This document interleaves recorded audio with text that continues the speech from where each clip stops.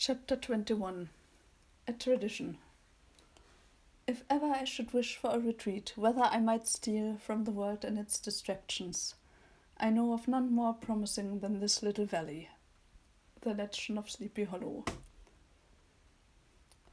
The snow made a cold companion while I hurried home. Dinner was beef stew with freshly baked bread, and it smelled heavenly. Mum and Dad seemed to be just as distracted as I was, and we all shuffled along one by one into the kitchen, where we filled up a soup mug and then wandered off to our own little corners. It was obviously a buffet night. I carried my dinner and my bounty up to my room, eager to look at my gifts. The stew was still way too hot, so I set it down on the desk and put the bag of presents on my bed. I shrugged out of the red jacket I still had on, hung it up on the back of my door, and kicked my soggy shoes off. After finding a warm pair of sweatpants and a long-sleeved t-shirt, I was dry once again and quickly settled in. Picking up Caspian's gift and then the one from Nicholas and Katie, I laid them side by side and sank down onto the bed to look them over. Caspian's was hard to inspect because all I could see from the outside was just a plain brown box. The warning to wait until Christmas ate at my conscience, and I glanced at the clock. 4.5 more hours to go until midnight. Technically, if I waited till then, it would be Christmas morning and I could open it without violating the rules. It was a minor technicality, but it worked for me. I pushed Caspian's gift off to the side and distracted myself with Nicholas and Katie's bundle. At least I could open one gift early. The bundle turned out to actually be some type of long red quilted material, and once I started unwinding it, the package inside got smaller and smaller. A beautiful china teacup was revealed when I pulled away the last of the fabric. It was small and dainty, with a fluted edge and handle, both rimmed in gold leafing. Tiny pink roses were scattered over the surface, and it looked like each one had been painted on by hand. I picked it up and admired it from every angle. There appeared to be something stuffed inside the cup, so I topped it over onto the bed. A smaller bunch of red material, a piece of wood, and a sheet of paper all came fluttering out. I examined the paper first, grinning excitedly when I saw a recipe for peppermint tea was handwritten on it. It touched my heart that they had put so much evident thought into this gift.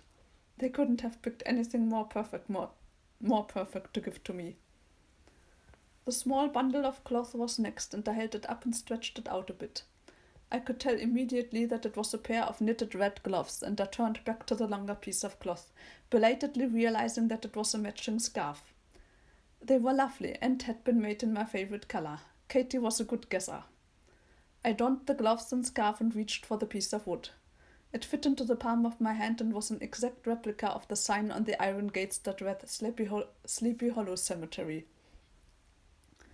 The details were amazing, obviously hand-carved. Each letter was bold and stood out with a shadowed background. The word caretakers had been etched onto the back. I could tell that Nicholas had spent many hours laboring over it. Touched again by their kindness and generosity, I reminded myself to stop over to see them as soon as I could. Maybe I'd even bring some more cookies with me. Getting up from the bed, I placed the teacup and wooden carving on my desk and then reached for the stew. It was a bit awkward with the gloves on, but at that point I didn't really care.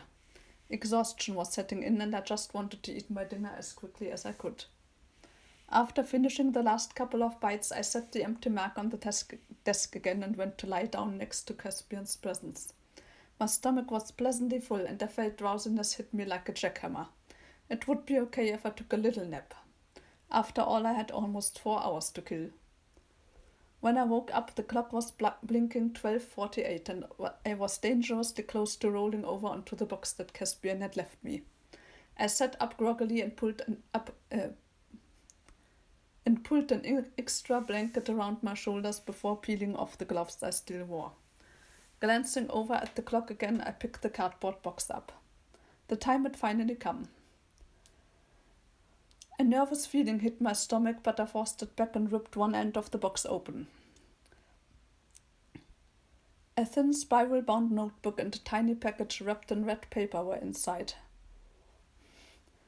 And I slid out the tiny package first. It was similar in shape and size to the red fabric that my necklace had been wrapped in before, and I decided to open that one first. As I tore the paper off in one long strip, another necklace was revealed. I gazed at it in awe and held it up to the light. Made in the same fashion as the first one, this pendant had a drawing of the headless horseman on one side and a fat orange pumpkin on the other. The horseman was a bold black charcoal outline, beautiful and dramatic, while the pumpkin was fully colored and shaded in. It looked like it had been plucked from the nearest pumpkin patch. Both drawings were flawless and completely lifelike. To say that I was merely happy with it would have been a huge disservice. It was a perfect representation of the legend that I loved. I couldn't believe that it made me another necklace. Jumping off the bed, I ran to put the necklace on. I turned from side to side to look at it in the mirror, marveling at its beauty. Then I remembered the notebook. I ran back to the bed to return my attention to it and tilted the box over. The notebook slid out, making a dull thumping noise as it hit the covers. A drawing of a pencil was on the cover, but the back was made out of cardboard. I opened it up, and the first page was titled simply The Sketchbook. I was stunned when I flipped over to the next page. Caspian had drawn a gorgeous picture of the cemetery with sharp, jagged lines of tombstones accented against the softer curves of grass and trees. He had captured every minute detail, down to the inscriptions on the tombstones and the curled edges of stray leaves that had drifted down from the trees. The paper crinkled slightly when I touched it, and I sat back in silence. Maybe I should have made him something too. This gift was so personal, so amazing. What if he didn't like the telescope and book I'd gotten him? How could anything store-bought compare to the obvious time and effort he had spent creating this? Worry and doubt set in, and I started flipping through the pages to distract myself. It looked like the whole notebook was filled with drawings.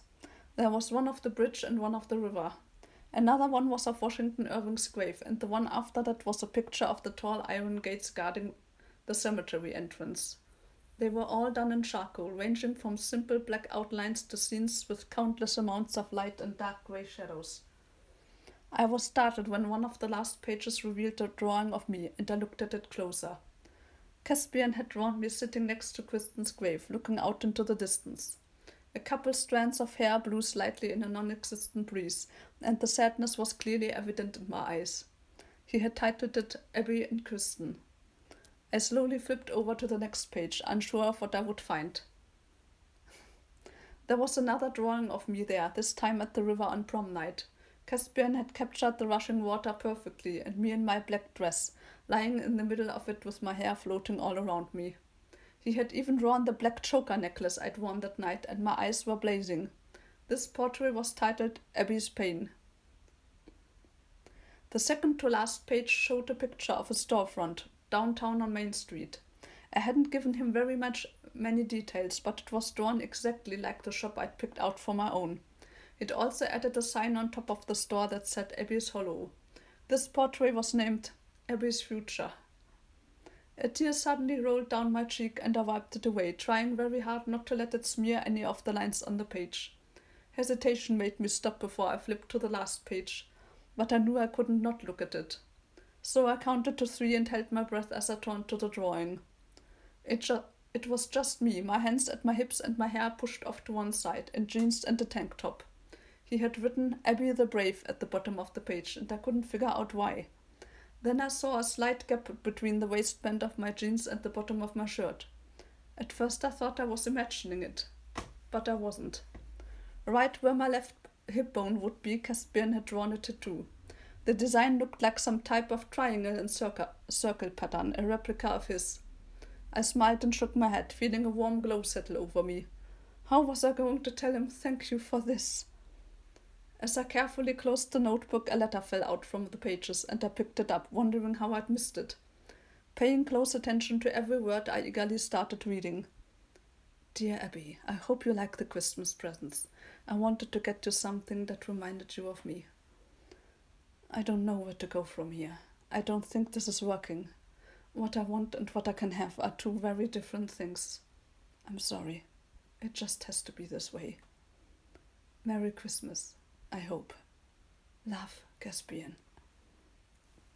My heart stopped beating and sunk like a rock at those words. The warm glow faded and I felt chilled to the very depths of my being. Was he breaking up with me? Did we even have something to break up? I lowered my head to my hands and thought about it calmly for a minute before the tears came. But then they really came.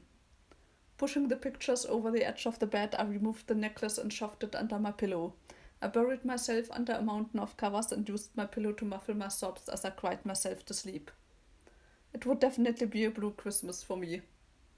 My eyes felt crusty and swollen when I woke up the next morning, and a glance in the mirror confirmed that they looked as bad as they felt. My nose was stuffed up too, so I crawled back into bed to lie under the covers for a couple more hours. Mom was the first one to try to get me up, asking over and over again why I wasn't downstairs opening any presents yet. When the thought of 3 things didn't even faze me, I knew I had it bad. Eventually, I crawled out of bed and stumbled downstairs like a zombie. Mom's and Dad's faces were all happy and excited, and I went through the motions of unwrapping gifts, but I didn't really care what they'd gotten me. As the pile of clothes, books, shoes, CDs, and perfume supplies grew, I felt worse and worse. I tried to put on a happy face when I gave them their gifts, and they both seemed genuinely excited to get them, especially Dad. But even that didn't last long. And I think Mom was starting to see it was all an act. "Are you feeling sick, Abby?" she asked me, taking her time to sort, fold, and arrange each piece of torn weapon paper that she came across. I nodded my head, too miserable to say anything else. With my red eyes and stuffy nose, I looked sick, and inside I definitely felt sick. I made my way over to the window, leaned against the glass, and stared outside. It was a white Christmas after all. Mom continued to work around me, stopping once to feel my forehead with the back of her hand and mutter something about temperatures. Dad had started cooking breakfast, and it didn't take long for a plate of extra chocolate chip pancakes with a side of bacon and eggs to appear in front of me. I didn't feel hungry or full or anything else. I just felt blank and empty inside. I picked at the pancakes so Dad's feelings wouldn't be hurt, but ignored everything else. After a couple minutes, though, I handed the plate off to Mom, told them both thanks for the gifts, and headed back upstairs. Today just felt like a stay in bed kind of day, and I wasn't going to fight it. When I made it up to my room, I just lay there for a while. I couldn't get to sleep, and my thoughts seemed to roam from one topic to the next. It was like I couldn't shut my brain off. Finally, I pulled the sheets all the way over my head and tried to make a cocoon of sorts to curl up and die in. My hand hit something cold and hard when I moved the pillow, and I grabbed at it, feeling a bit of dread fill up my stomach as I pulled whatever it was free. As soon as my eyes recognized it, the floodgates opened again. Instantly more tears came, and I cried softly to myself as I sat there stroking the smooth glass, and turned it over and over again compulsively. And while I don't think it's actually possible to cry while you're asleep, I couldn't tell the difference. My tears felt like they would never end. Hours later, I felt a slow pull, that lazy urge that tells you it's time to get up because you've been sleeping for far too long. But I wanted to fight it. I wanted to stay where I was forever and never move another muscle again. Ever. However, the pull was strong, and I became more and more awake, even as I lay there with my eyes tightly closed. I could tell that it was later in the day because the light had shifted. Shadows played behind my eyes, and I opened them to a darkened room with a blinking alarm clock that let me know exactly how late it really was. Sitting up slowly, I took in my surroundings. Everything looked different, half cloaked in the dark, and I tried to shake off my grogginess. Something nagged at the back of my mind until I remembered what day it was. I didn't have very much time left.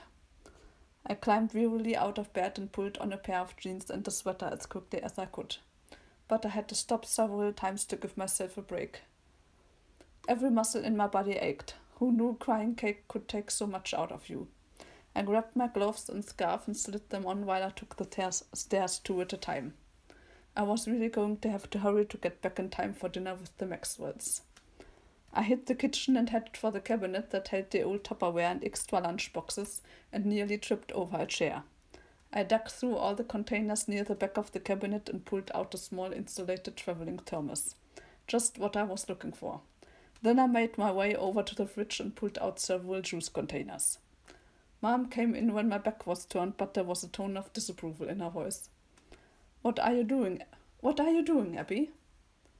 I tried to act like I didn't hear her while I looked for my prize. Time was ticking away and I had to do this before Christmas night was over.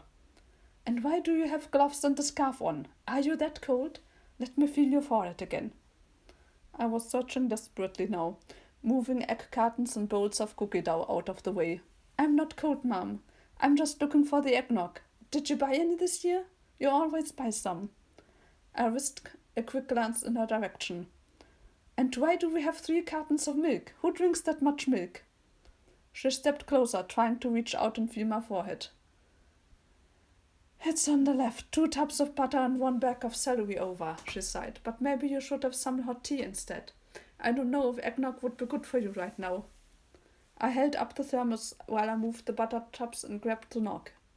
It's not for me, Mom. It's our tradition, remember? A stern look crossed her face and she was already shaking her head before I'd even finished talking. Not this year, it's not. You're not going outside in this weather. The Maxwells will be here any minute. I looked pointedly at the clock on the wall behind me before unscrewing the thermos lid and pouring in the eggnog. They won't be here for another 23 minutes at least.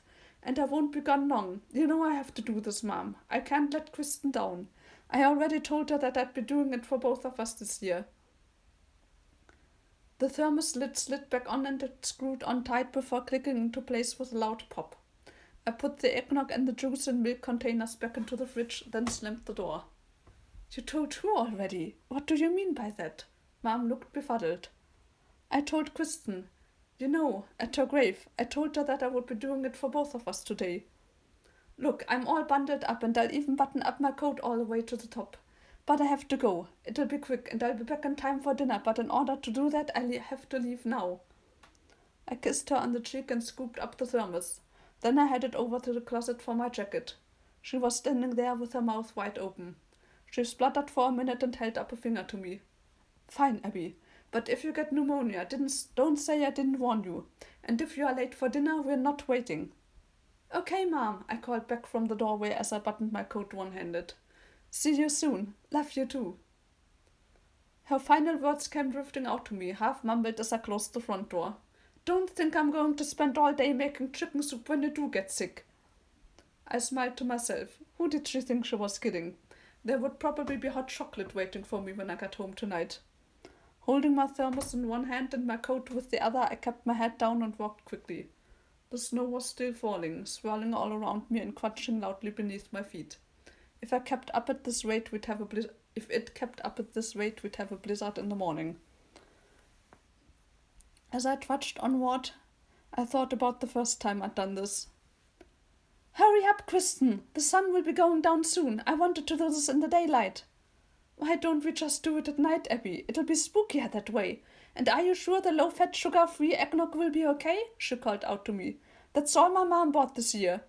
I laughed at her question. Of course the sugar-free kind is okay.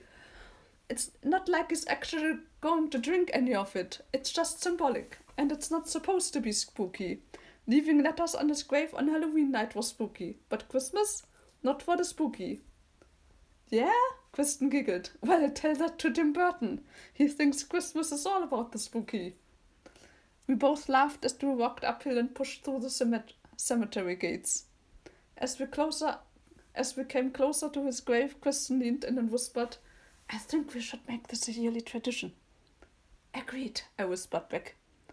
I smiled at the memory. We'd had so much fun together. It was hard to believe it wouldn't happen again. The thought sobered me, and when I reached the main gates, my fingers slipped on the cold, wet iron. Frustration welled up inside me, and I slammed my thermos against the gate in a sudden burst of anger. Damn it! It did nothing, of course, except send a clanging pain through my arm and my shoulder blade, and I lowered my head for a minute before trying again. This time, as I concentrated, the gate moved forward just enough for me to slip in, and I was grateful for small favors. I rushed down to Kristen's grave first, skidding to a halt in front of it. I'm here, Kristen. I brought the eggnog. I held up the thermos. I'll let him know that it's from both of us. Merry Christmas. I felt a strange feeling of release as I stared down at her stone. Maybe it really was okay that I didn't know all of her secrets and would never find out who Dee was.